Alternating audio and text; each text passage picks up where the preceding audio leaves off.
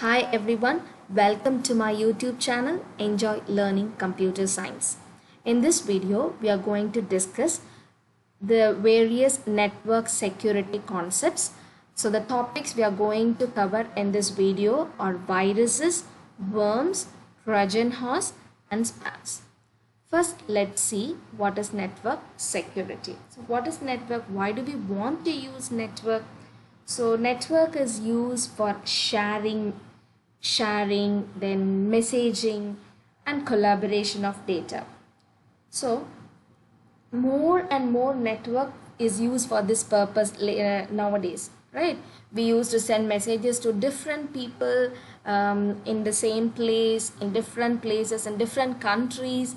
We want to share our documents, we want to share the video, we want to share so much of information nowadays. So this network is playing a very important role in this era, right? So more and more network is used for this purpose.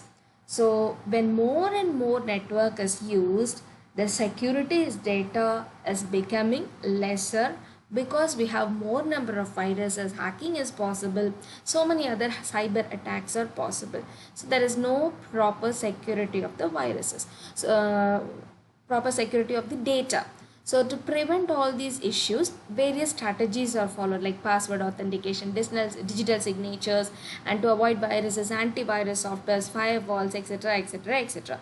So we are going to discuss about all these things, right? Okay. So to prevent the network from the unethical practices, various strategies and choices are available that work as building blocks for network security. That only we are going to discuss. The first one is viruses. Now viruses, it is a small program. It is a program, okay? It is a small program that are written intentionally. So it is not written unintentionally for a purpose. What is that purpose? To damage the data and files on a system. Okay, so virus are small programs that return intentionally to damage the data and files on a system. So these programs spread from one computer system to another computer system. So when they spread from one computer system to another computer system, what happens? It interrupts the normal functioning of a computer. So these viruses can attack any part of a computer software such as boot block, operating system, system areas, files and application programs, etc. And these viruses are most easily spread with email attachments. Okay. So the viruses are broadly classified into three types: file infector viruses, boot sector viruses and macro viruses. This file and infector viruses they attach themselves to a program file. Okay, file infector viruses that they will attach themselves to a program file, and boot sector viruses that install themselves in boot sectors of the hardware, and macro viruses they infect data files and corrupt the data. So macro viruses will infect the data files and they will correct the data. Boot sector viruses will get installed themselves in boot sectors of hard drive, and file infector viruses they get attached themselves to a program file. So let's see the characteristics of viruses first, then we'll see what are the damage caused by viruses. Okay, so characteristics of a virus are speed of a computer system becomes slower than normal. Okay, normally the speed will get slower, computer system gets hanged up frequently, then computer restarts automatically after every few minutes, then various applications of computer do not function properly, then dialog boxes, menus and other error message windows are distorted.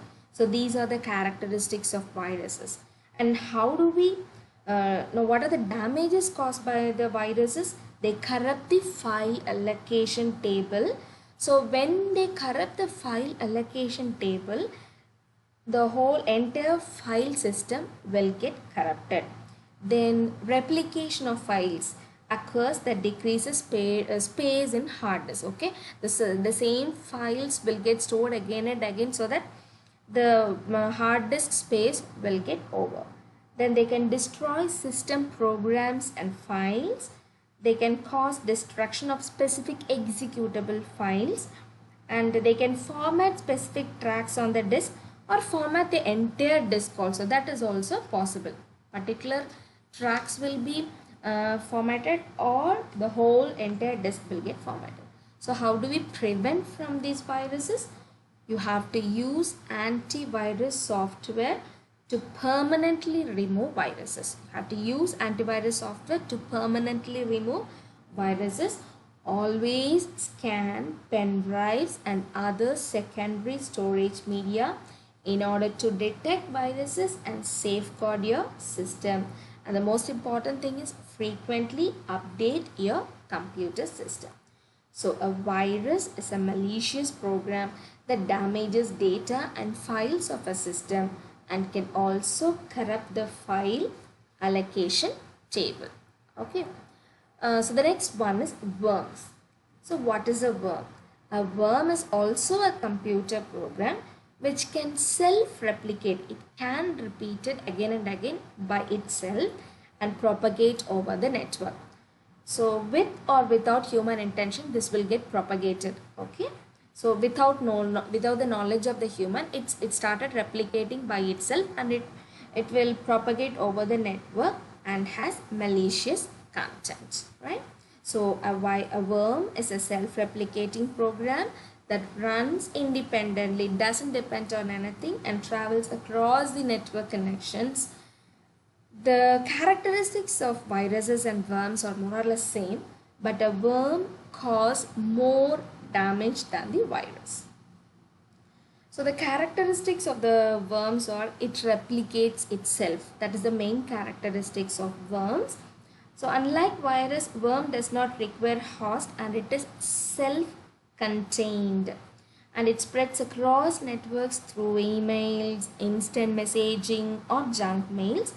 Worms run independently. Okay. Now the various types of worms: email worms, instant messaging worms, internet worms, file sharing network worms. So email worms means the worms which spread through any email which contains any file attachment or link to any infected website. And instant messaging worms means the worms that spread through instant messaging across the network by sending mails to infected website. Then internet worms, the infected worm will use the contact list of the user's chat room profile or instant message program to send the links to the infected websites. So these are not as effective as email worms, as the recipient needs to accept the message and click the link. The users of the particular program only are affected by it. Then the file sharing network worms. These types of worms are downloaded along with the required files downloaded by the user. So in this case, the user is not aware about this worm, and therefore when the user downloads their file, any other file, the worm, what will happen? It will copy itself into a shared folder with an unassuming name. So when another user on the network download files from the shared folder, the worms gets downloaded on their system also. In this way, the worm copies itself and repeats the process. Okay. Now, what are the damages caused by this types of worms? A worm may corrupt the files on the host computer. It corrupts the files. Then it may affect communication between the host and the other system, and it may disable the antivirus software on the host, which will enable to cause more damage. See, when the antivirus software is getting disabled, what will happen? All the virus, everything will attack the system. Then bulk email chaining can be created with the intention to guess email passwords. A worm consumes too much system memory, causing the web servers, network servers, and individual servers to stop responding. Okay, so worm is a computer program which can self-replicate and propagate over the network with or without human intervention and has malicious content. So worms and viruses more or less same, but a worm causes more damage.